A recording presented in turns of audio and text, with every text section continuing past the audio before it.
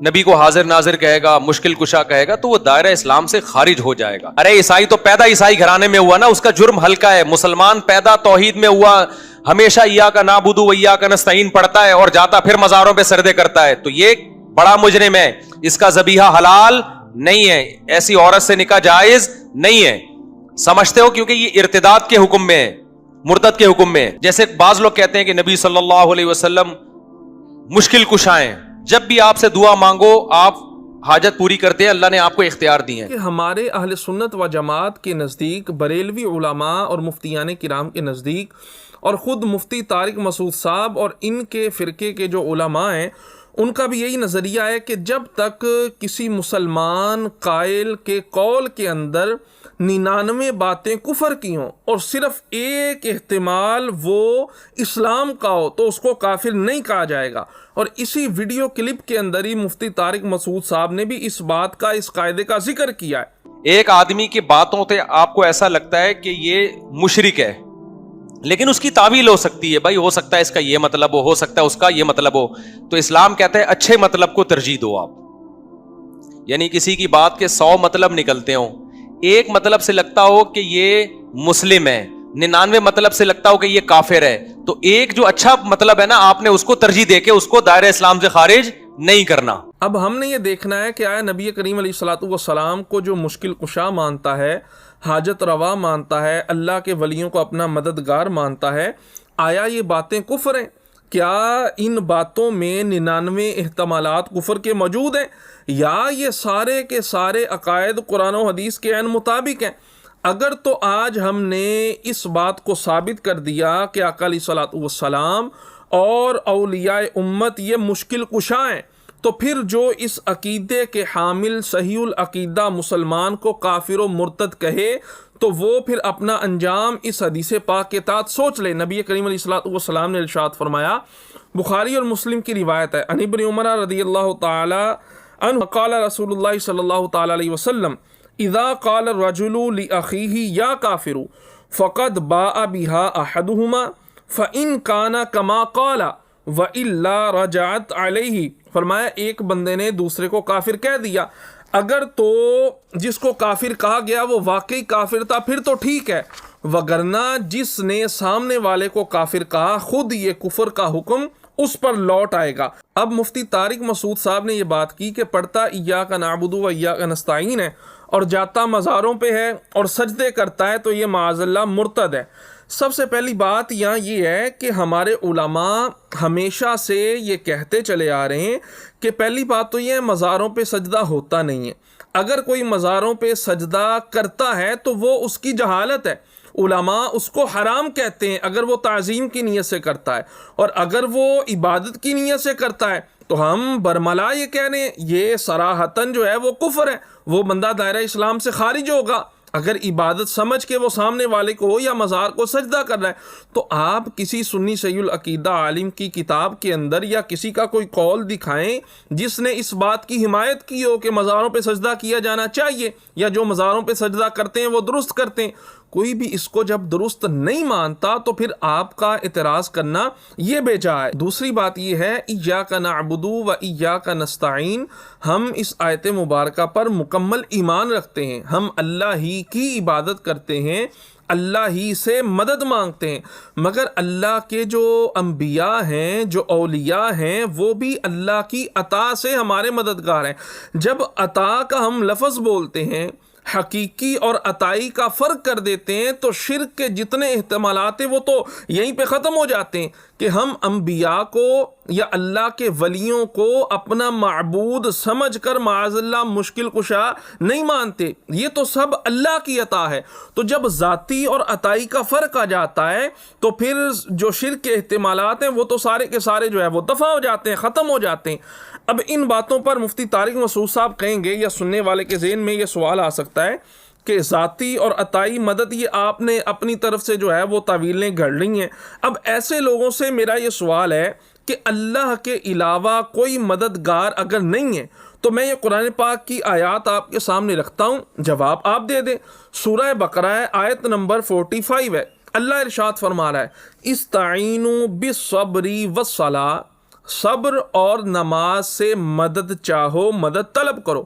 اب صبر اور نماز یہ دونوں خدا نہیں ہیں، بلکہ یہ بھی غیر خدا ہیں، تو اللہ تبارک و تعالیٰ خود قرآن میں ان سے مدد طلب کرنے کا حکم ارشاد فرما رہا ہے۔ اب کیا معاذ اللہ یہ شرک کی تعلیم ہے قرآن کے اندر؟ اسی طرح سورہ کہف آیت نمبر 95 ہے، حضرت ذوالقرنین کا قول رب تبارک و تعالیٰ نے نقل فرمایا، فَأَعِینُونِی بِقُوَّةٍ، لوگو طاقت سے میری مدد کرو۔ اب کیا معاذ اللہ حضرت ذوالقرنین یہ شرک کر رہے ہیں؟ قرآن کے اندر اللہ تبارک و تعالیٰ نے یہ جو قول ان کا ذکر فرمایا، کیا یہ معاذ اللہ شرکیہ قول ہے؟ اسی طرح حضرت عیسیٰ علیہ السلام فرماتے ہیں، یہ بھی قرآن کی آیت ہے، من انصاری الی اللہ، میرا مددگار کون ہے اللہ کی طرف۔ اب یہاں کیا معاذ اللہ حضرت عیسیٰ علیہ السلام شرک کر رہے ہیں اور اللہ قرآن کے اندر ان کا یہ قول ذکر فرما رہا ہے؟ اب یہاں انصار کا مطلب مددگار، اعینونی میری مدد کرو، استعینوا مدد طلب کرو۔ اسی طرح نبی پاک علیہ السلام نے اپنے صحابہ کے ایک گروہ کو انصار کا نام دیا۔ انصار کا مطلب کیا ہے؟ انصار کا معنی ہے مددگار۔ تو اگر مدد کسی سے طلب کرنا یہ شرک ہوتا، پھر تو یہ نام ہی مشرکانہ ہوتا۔ حالانکہ نبی پاک علیہ السلام نے خود صحابہ کرام علیہم رضوان کے گروہ کو انصار کا نام، انصار کا لقب عطا فرمایا، تو کیا معاذ اللہ یہ شرکیہ نام حضور علیہ السلام نے رکھا ہے؟ اور پھر جس بندے کے اندر ذرا سی بھی عقل سلیم ہے، وہ اس بات کو مانے گا کہ انسان باہم ایک دوسرے کی مدد کے بغیر تو زندہ رہ ہی نہیں سکتے۔ انسان اپنی پیدائش سے لے کر اپنی وفات تک دوسروں کا محتاج ہوتا ہے۔ اور پھر یہاں یہ بات کی جاتی ہے جی کہ اگر انسان زندہ ہے تو زندہ سے مدد مانگ لے، یہ شرک نہیں ہے، جو تم مردہ سے مدد مانگتے ہو یہ شرک ہے۔ اب میرا یہ سوال ہے، آپ یہ جو تخصیص کر رہے ہیں کہ زندہ سے مدد مانگ لو، مردہ سے مدد نہ مانگو، اب بھئی شرک جو ہے یہ ہر حال میں شرک ہی رہتا ہے۔ اگر زندہ سے مدد مانگنا یہ درست ہے تو پھر مردہ سے بھی درست ہونی چاہیے۔ اور پھر جو اللہ کے انبیاء ہیں، اللہ کے ولی ہیں، وہ ہمارا تو یہ عقیدہ ہے کہ وہ زندہ ہیں۔ یہ آپ جتنی بھی تخصیصات کرتے ہیں، یہ آپ تخصیصات قرآن کی کس آیت سے کر رہے ہیں، کس حدیث سے کر رہے ہیں؟ شرک چونکہ ہر حال میں یہ تو شرک ہی رہتا ہے۔ اصل میں یہاں ہم نے دیکھنا ہے خرابی کس جگہ پہ ہے۔ خرابی یا یہ ہے، اپنے مسلمان بھائیوں سے یہ مخاطب ہوں کہ نام نہاد جتنے بھی اس طرح کے مفتی ہیں، یہ بتوں والی آیات پڑھ کر ان کو انبیاء اور اولیاء پر معاذ اللہ فٹ کرتے ہیں۔ یہ میں آپ کے سامنے ابھی مثال دکھاتا ہوں قرآن پاک سے ہی۔ اللہ تبارک و تعالیٰ نے ارشاد فرمایا، وَمَا لَكُم مِّن دُونِ اللَّهِ مِّن وَلِيٍّ وَلَا نَصِيرٍ، کہ اللہ کے علاوہ تمہارا کوئی ولی نہیں ہے، تمہارا کوئی مددگار نہیں ہے۔ اب یہ جو آیت مبارکہ ہے یہ کفار کے بارے میں ہے۔ اب اگر آپ کہیں نہیں جی مسلمانوں کے لیے بھی یہ ہے کہ اللہ کے علاوہ تمہاری مدد کر کوئی نہیں سکتا، اگر تم کسی کو مددگار مانو گے تو یہ شرک ہو جائے گا، بندہ معاذ اللہ مرتد ہو جائے گا، تو میں قرآن پاک کی آیات ابھی آپ کے سامنے پیش کر رہا ہوں۔ یہ دیکھیے سورۃ المائدہ کی آیت نمبر 55 ہے۔ اللہ کیا ارشاد فرماتا ہے، انما ولیکم اللہ ورسولہ والذین آمنوا، اللہ، اس کا رسول اور مومنین مددگار ہیں۔ اب اس آیت مبارکہ کا کیا مطلب ہے؟ اب ایک آیت میں اللہ فرما رہا ہے وَمَا لَكُم مِّن دُونِ اللَّهِ مِّن وَلِيٍّ، کوئی ولی نہیں ہے، ایک آیت میں انکار ہے، اور دوسری آیت میں اللہ فرما رہا ہے انما ولیکم اللہ ورسولہ والذین آمنوا۔ اب دونوں قرآن کی آیتیں، الحمدللہ تعالی ہمارا تو دونوں آیتوں پر ایمان ہے، دونوں پر ہم ایمان رکھتے ہیں۔ اب جہاں اللہ تبارک و تعالیٰ نے نفی فرمائی ہے اور جہاں اس بات فرمایا، فرق کیا ہوگا؟ فرق یہی جو ہم اہل سنت و جماعت کرتے ہیں ذاتی اور عطائی کا ہے۔ جہاں اللہ نے نفی فرمائی ہے وہاں یہ ہے اللہ کی عطا کے بغیر تمہارا مددگار کوئی ہو ہی نہیں سکتا، اور جہاں ذکر ہے وہاں اللہ نے فرما دیا اللہ بھی مددگار ہے، رسول بھی، ایمان والے بھی تمہارے مددگار ہیں۔ یہ تھی قرآن پاک کی آیات۔ اسی طرح ذخیرہ احادیث بھی اس وقت میرے سامنے موجود ہے۔ اس حوالے سے میں آپ کو مشورہ دوں گا، اعلی حضرت امام اہل سنت کی ایک کتاب ہے الامن والعلا، اس کے اندر امام اہل سنت نے कम व बेश 60 आयात और 300 अहादीस मुबारका से नबी पाक अलैहिस्सलाम का दाफिउल बला होना और मुश्किल कुशा होना साबित किया। आप उस किताब को पढ़ें, आपके लिए बड़ी मुफीद साबित होगी। ये चंद अहादीस मैं आपके सामने रख रहा हूँ। ये जो अभी मैं आपके सामने हदीस पाक पढ़ रहा हूँ, ये हदीस तिरमिज़ी के अंदर भी मौजूद है, इब्ने माजा के अंदर, निसाई के अंदर, सुनन कुबरा के अंदर, इमाम हाकिम की मुस्तदरक के अंदर, मुस्नद इमाम अहमद बिन हम्बल के अंदर ये रिवायत मौजूद है। रसूल अकरम अलैहिस्सलातु वस्सलाम फरमाते हैं, अल्लाहु व रसूलुहु मौला मन ला मौला लहू, जिसका कोई मददगार नहीं है, अल्लाह और उसका रसूल उसके मददगार हैं। अब यहाँ अल्फाज देखिए, अल्लाहु व रसूलुहु मौला, अल्लाह और उसका रसूल, अल्लाह के नाम के मुत्तसिल ही नबी करीम अलैहिस्सलातु वस्सलाम का जिक्र मौजूद है। अल्लाहु व रसूलुहु मौला, अल्लाह और रसूल दोनों मौला हैं। अब माअज़ल्लाह क्या बताया जाए, इस हदीस पाक में शिर्क की तालीम है। इसी तरह निसाई शरीफ की और फिर तबरानी के अंदर भी ये रिवायत मौजूद है। नबी करीम अलैहिस्सलातु वस्सलाम की बारगाह में हवाज़िन का जो वफ़द आया था, अपने अहलो अयाल और अमवाल जो मुसलमान बतौर गनीमत ले आए थे, हुज़ूर अलैहिस्सलातु वस्सलाम से वो मांगने आए।